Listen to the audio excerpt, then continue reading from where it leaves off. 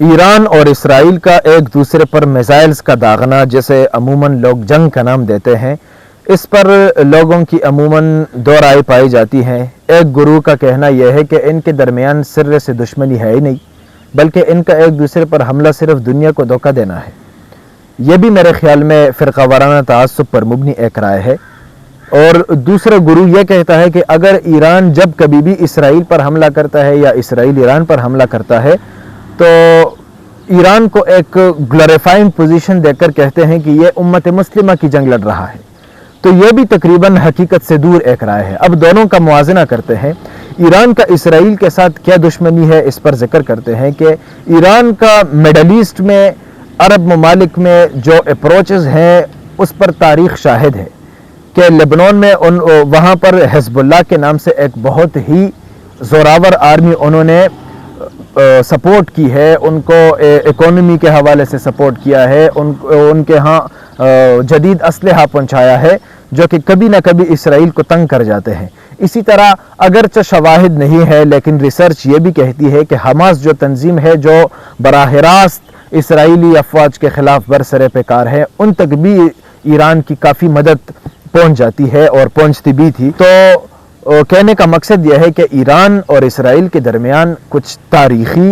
دشمنی پائی جاتی ہے جس کی بنا پر ایک دوسرے کے ضد میں یہ ضرور آتے ہیں، لیکن ان کا ایک دوسرے کے ضد میں آنے کا مقصد ہرگز یہ نہیں ہے کہ یہ دوسری والی رائے اختیار کی جائے کہ اب ایران اسرائیل کے ساتھ جو دشمنی کرتا ہے یہ امت مسلمہ کے مظلوموں کو بچانے کے لیے کرتا ہے، کیونکہ یہاں بھی کچھ سوالات اٹھ جاتے ہیں کہ اگر ایران فلسطین کے مظلوموں کے لیے جنگ لڑتا یا امت مسلمہ کو لیڈ کرنے کی پوزیشن پر ہوتا تو پھر عراق اور سیریا میں لاکھوں مسلمانوں کو شہید کرنے کی جسٹیفیکیشن کیا ہے جو کہ ایران اور روس نے مل کر کیا۔ ایران 200 میزائلز جب اسرائیل پر داغتا ہے تو وہاں پہ تو ڈیفنس سسٹم مضبوط ہے، کولاپس ہو جاتے ہیں، لیکن وہی میزائلز جب سیریا پر داغتے ہیں تو ایک میزائل سے درجنوں مسلمان شہید ہو جاتے ہیں۔ اسی طرح وہاں پہ بچیوں کو شہید کرانا، عورتوں کو شہید کرانا، دمشق اور حلب سٹی سے جو ہے نا ان کے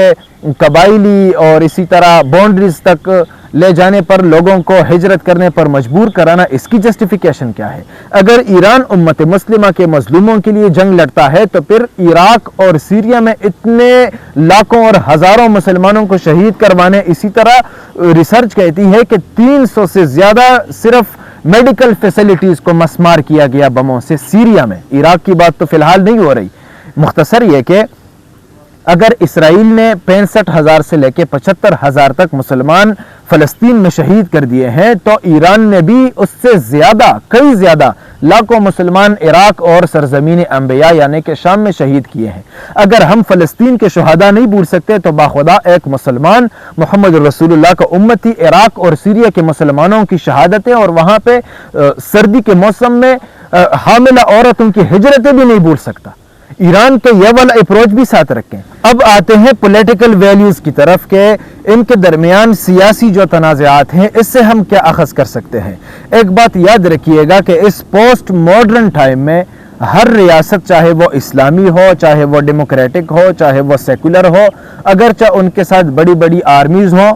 وہ اپنے ہی باؤنڈری تک محدود ہیں اور ان کی تمام دلچسپی نیشنل انٹرسٹ میں ہے۔ اگر ایک ریاست اپنی ملٹری موبلائز کرتا ہے یا ایئر فورس ایکٹیو کرتا ہے یا اسی طرح تجارت یا دشمنی پال لیتا ہے تو اس کا تمام انٹرسٹ کوئی مذہب، کوئی نظریہ نہیں، بلکہ اپنے ہی ریاست کے اندر اپنے عوام کو اور اپنے ریاست کو خوش کرنے کے لیے ہوتا ہے، نیشنل انٹرسٹ جیسے کہا جاتا ہے۔ Same case is with Saudi Arabia, with Pakistan, with Turkey and Iran as well. دیکھیں حماس کا اسرائیل کے خلاف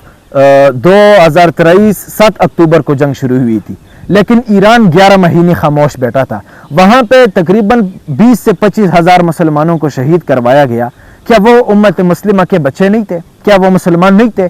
یہ ان لوگوں کے لیے ہے جو کہتے ہیں کہ ایران امت مسلمہ کی جنگ لڑ رہا ہے، لیکن جیسے ہی 11 مہینے بعد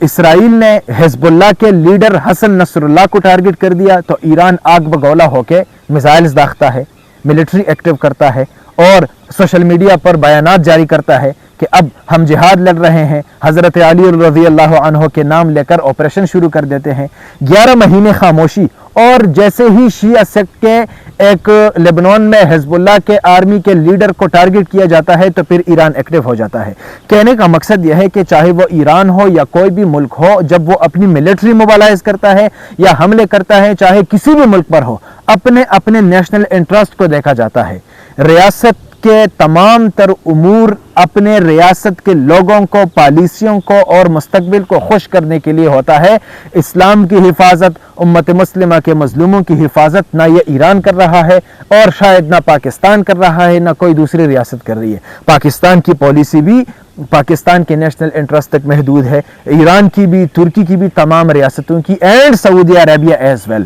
اور ایک امپورٹنٹ بات جو کہ تقریباً گراؤنڈ ریئلٹی پر مبنی تو ضرور ہے لیکن امیجنری لگتی ہے، کہ اگر ایران نے میڈل ایسٹ میں سعودی عربیہ کو کمزور نہ کیا ہوتا، عراق میں جنگ نہ لڑی ہوتی، سیریا میں جنگ نہ لڑی ہوتی، وہاں پہ اپنے رجیم نہ چلائے ہوتے، تو شاید ایران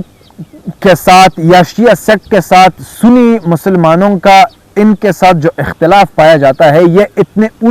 اونچے درجے کا نہ ہوتا، اور یہ کیس بن سکتا تھا کہ اگر سیریا پر جنگی حالات نہ گزرتے تو وہ اپنا ایک ڈیفنس سسٹم بنا سکتے تھے، کیونکہ وہ بھی انسان ہیں۔ اگر یونائٹڈ اسٹیٹ بنا سکتا ہے، پاکستان بنا سکتا ہے، تو وہ بھی بنا سکتے ہیں۔ اسی طرح عراق بھی اور اسی طرح کویت بھی، دوسرے ریاستیں جہاں پر ایران کی پروکسیز اور وہاں پر ایک رجیم چل گیا ہے، اگر یہ نہ ہوا ہوتا تو آج ایران کی حفاظت کے لیے وہ لوگ ضرور کڑے ہو جاتے، لیکن وہ کڑے ہونے کے قابل ہی نہیں ہے۔ اور فرض کریں اگر وہ اس قابل ہیں کہ وہ اسرائیل کے خلاف کھڑے ہو کر ایران کی حفاظت کر سکیں، تو ایک ریاست نے جب 10 سال آپ کی ریاست میں مداخلت کر کے جنگ لڑی ہو اور لاکھوں سویلینز کو شہید کر دیا گیا ہو، تو کیا آپ اس ریاست کی حفاظت کے لیے کھڑے ہو سکتے ہیں؟ Same is the case with the Syria, کہ اب سیریا میں ایران نے لاکھوں لوگوں کو بموں سے مسمار کیا، ہسپتالوں کو مار دیا گیا، لوگوں کو ہجرتوں پر مجبور کر دیا گیا، بچوں کو مار دیا گیا۔ اب سیریا کے لوگوں کے پاس اگرچہ قوت نہیں ہے کہ وہ اپنے اوپر فضائی جو اسرائیلی حملے ہیں ایران پر وہ روک سکیں، لیکن اگر قوت ہے بھی تو وہ تو خوش ہوں گے کہ بھئی ایران نے اسرائیل سے زیادہ نقصان ہمیں پہنچایا ہے۔ اب اگر اسرائیل ہمارا دشمن ہے تو اس سے بڑا دشمن ہمارا ایران ہے۔ اسرائیل نے اب تک جتنے مسلمان شہید کیے ہیں اس سے ملٹیپلائی بائی 3 یا ملٹیپلائی بائی 4 تو ایران نے کیے ہیں۔ تو بہتر ہے کہ ایران اور اسرائیل ایک دوسرے کے ساتھ لڑیں۔ یہ تیسرا والا جو اوپینین ہے یہ عموماً گراؤنڈ ریئلٹی پر مبنی ہے لیکن امیجنری ہے۔ تمام 3 پوائنٹ سے آپ اختلاف کرنے کا حق حاصل ہے، آپ کو اختلاف رکھ سکتے ہیں، لیکن یہ والی بات کرنا کہ ایران امت مسلمہ کی جنگ لڑ رہا ہے یہ بھی ایک جھوٹ ہے اور حقیقت سے دور بات ہے۔ اور یہ والی بات کہنا کہ ایران اور اسرائیل کے درمیان دشمنی نہیں ہے، یہ بھی تقریباً فرقہ وارانہ تعصب پر مبنی ایک اوپینین ہے۔